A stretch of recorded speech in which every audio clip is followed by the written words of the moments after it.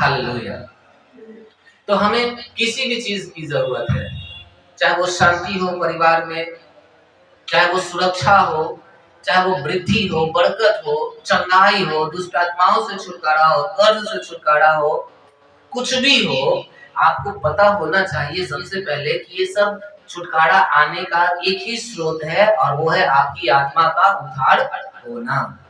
अगर आपकी आत्मा का उद्धार नहीं हुआ है, अगर आप परमेश्वर के साथ एक नहीं हुए हैं, तो सब कुछ व्यर्थ होगा। हालेलुया। और हम लोग सीखे थे पिछले मीटिंग में कि हम उद्धार कैसे पा सकते हैं। हम उद्धार पा सकते हैं यीशु मसीह में विश्वास करने के द्वारा, बपतिस्मा लेने के द्वारा। जब हम यीशु मसीह में विश्वास करेंगे अपने मन में और मुंह से बोलेंगे यीशु मसीह मेरा प्रभु है, हम बपतिस्मा लेंगे, अपना मन फिराएंगे, हर प्रकार के झूठ से, अधर्म से हम मन फिराएंगे, अनेक प्रकार के ईश्वरों से हम मन फिरा करके एकमात्र सच्चे परमेश्वर की ओर फिरेंगे, और तब बाइबल कहती है कि तुम्हारा उद्धार हो गया, तुमने छुटकारा पा लिया। और जब आप उद्धार पाते हैं, जब आपका आत्मा का उद्धार हो जाता है, तब आप कोई भी उद्धार पा सकते हैं। उसके लिए 4 बिंदु है, उसके लिए 4 पॉइंट है जिसको आपको प्रैक्टिस करना है। सबसे पहला तो हो गया विश्वास करना यीशु मसीह में और बपतिस्मा लेना। दूसरा है कि आपको चर्च में समर्पित होकर के सेवा करना है।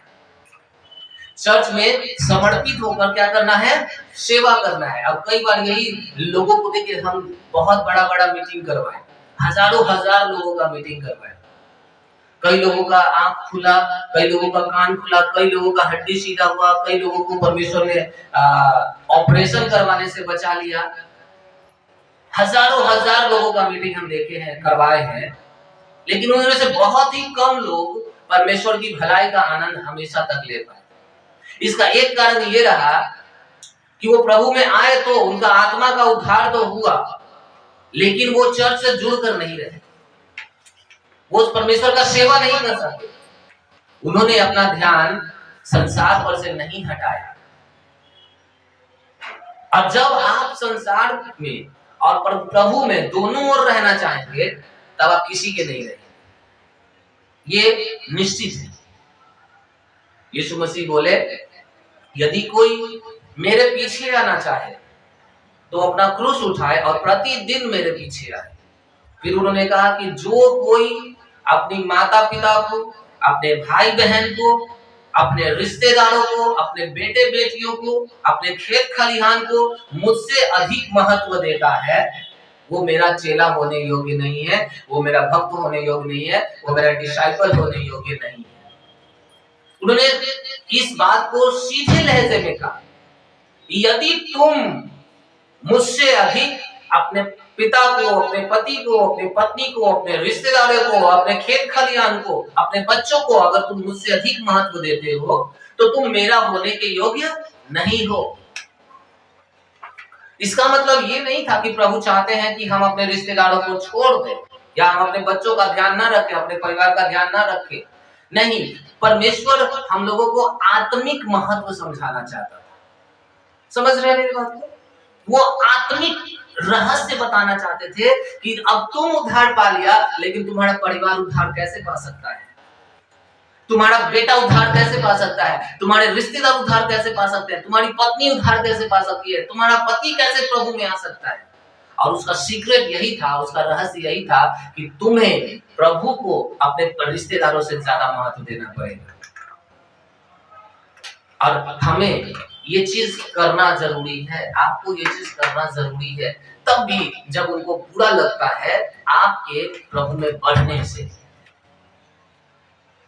अगर आप चाहते हैं परिवार का छुटकारा हो, अगर आप चाहते हैं बच्चे बदले, अगर आप चाहते हैं रिश्तेदार बदले, अगर आप चाहते हैं आप कर्ज से बाहर आए, दुष्ट आत्माओं से बाहर आए, किसी भी प्रकार का छुटकारा, सुनिए, अनेकों छुटकारा है, लेकिन वो सब शुरू होता है यीशु मसीह में विश्वास करने के द्वारा, दूसरा चर्च में समर्पित होकर सेवा का काम करने के द्वारा। हम ऐसे लोगों को जानते हैं जो प्रभु में तो है, लेकिन वो कभी भी चर्च में झाड़ू नहीं लगाए, वो कभी भी चर्च की गलियों को साफ नहीं करे।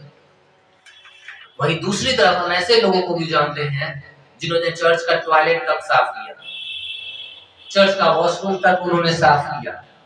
और एक बार दो बार नहीं, वो निरंतर करते आए हैं, वो लगातार करते आए हैं।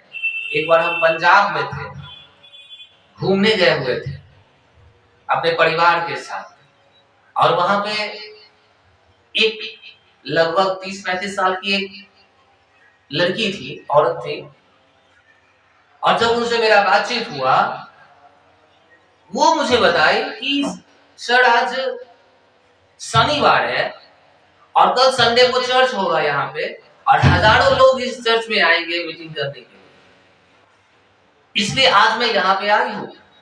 बोले कि कल चर्च है, आज आप क्यों आए? वो बोली कि सर चर्च में सेवा करने आए हैं। हम उनसे पूछे आप करती क्या है? तो मैं नौकरी करती हूँ, इतने से इतने का मेरा टाइमिंग है नौकरी का, और आज शनिवार का दिन है, मैं नौकरी से हर शनिवार को छुट्टी लेकर केवल सेवा का काम करने के लिए आती हूँ। आप कहां से आए हैं? मैं यहाँ से 22 किलोमीटर दूर से आई हूँ। हालेलुया। उस औरत का विश्वास जब हम सुने, हमको लगा अरे वाह, मेरा बिहार कितना पीछे है विश्वास के मामले में। एक दूसरी औरत इसी तरीके से थी, वो बताती है कि सर हमको चर्च में आने में 3 गाड़ी बदलना पड़ता है, 3 ट्रेन बदलना पड़ता है, लेकिन हम यहाँ निरंतर पिछले 7 साल से अपने पति के साथ हर शनिवार को यहाँ पहुंच जाते हैं। क्यों है? सेवा का काम करने के लिए। कल संडे है, कल हजारों लोग यहाँ पर चर्च में इकट्ठे होंगे, ये सारा फील्ड साफ करना है, सारी दरिया साफ करनी है, अगर हम नहीं करेंगे तो कौन करेगा? हम उससे पूछे क्या आपकी जिंदगी में कोई परेशानी भी है? वो बोले कि कोई परेशानी नहीं है सर, बस एक प्रेयर पॉइंट है। हम बोले क्या? मेरे पास कोई बच्चा नहीं है, 7 साल हो गए हैं शादी को, लेकिन मेरे पास कोई बच्चा नहीं है। हम बोले कि कोई बच्चा नहीं है आपके पास, फिर भी आप 3 ट्रेन बदल करके संडे को प्रेयर होगा, आप शनिवार के दिन यहाँ आ जाते हैं, अपने पति को भी साथ में लेकर के आते हैं, आप अपनी नौकरी से छुट्टी लेकर के आते हैं, फिर भी आपको कोई बच्चा नहीं है, आपका मन उदास नहीं होता है? वो बोले कि सर मेरा उद्धार हो गया है और हम स्वर्ग में जाएंगे, यीशु मसीह के साथ रहेंगे, इससे बड़ा और क्या बात हो सकता है? Hallelujah, hallelujah. समझ रहे हैं? और यहाँ देखिए हम बिहार में क्या कर रहे हैं, हम छोटा छोटा चीज को लेकर के इतना परेशान है, हमारे पास समय नहीं है। अगर हमको कोई 500 रुपया दे तो हम उसके आगे पीछे 10 दिन तक लगे रह जाते हैं, लेकिन परमेश्वर हमें क्या देना चाहता है, हमें उस पर ध्यान लगाना होगा। हमें चर्च में आकर सेवा करना होगा, हमें चर्च में आकर के परमेश्वर के कामों को अंजाम देना होगा।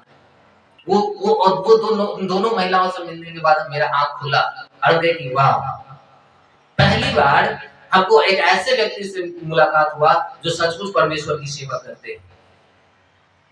वो लोग दिन में पूरी तरीके से वो चर्च की सफाई करेंगे, दरिया साफ करेंगे, कुर्सियां साफ करेंगे, खाने पीने का प्लेट धोएंगे, बाथरूम साफ करेंगे, वॉशरूम साफ करेंगे, पर्दा, ये सारा कुछ करेंगे, और शाम को वो लोग जाकर के चर्च में लोगों को बुलाने के लिए जाएंगे। ये सेवा, ये विश्वास है, आपको ये करना है। अगर आप इस धरती पर परमेश्वर की सेवा नहीं करेंगे, आप स्वर्ग में भी नहीं कर पाएंगे परमेश्वर की सेवा। समझ रहे हैं मेरे बात को? आप चिंता मत करिए। यीशु ने कहा चिंता मत करो किसी भी बात की, पहले परमेश्वर के राज को खोजो। वो परमेश्वर के राज को खोज रहे थे, वो परमेश्वर के राज को, ये परमेश्वर का राज खोजना है। हम में से अधिकांशतर लोग बहाना बना देते हैं कि सर समय नहीं है, सर परिवार ऐसे कर रहा है। आपके परिवार को बदलने में 1 सेकंड भी नहीं लगेगा परमेश्वर को, यदि आपका हृदय परमेश्वर के साथ निर्दोष और निष्कलंक और सच्चे मन से जुड़ा हुआ है।